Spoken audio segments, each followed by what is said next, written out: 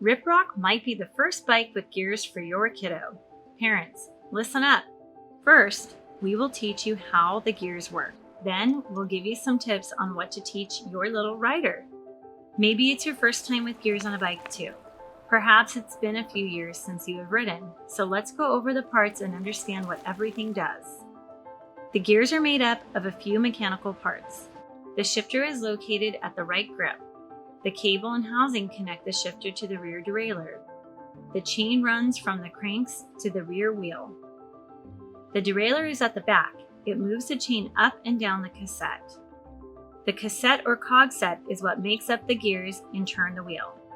The larger cogs are the easy to pedal, slow gears. The smaller cogs are the harder to pedal, go fast gears. Let's go back to the shifter. The large thumb paddle pulls the cable, moving the derailleur and pulling the chain into the easier gears. The small paddle releases the cable, allowing the derailleur to pull the chain down into the harder gears. Knowing how the cable moves the rear derailleur may help you in the future as the cable loses tension over time. The cable and housing tend to settle in or stretch after a lot of riding and changing gears. There is a small barrel adjuster on the shifter. Unthreading, turning the barrel counterclockwise will increase cable tension. So later on, if the derailleur is having trouble getting the chain up into larger cogs, turn this barrel counterclockwise in half rotation increments. This will help pull more cable and get the derailleur to move the chain into the bigger cogs.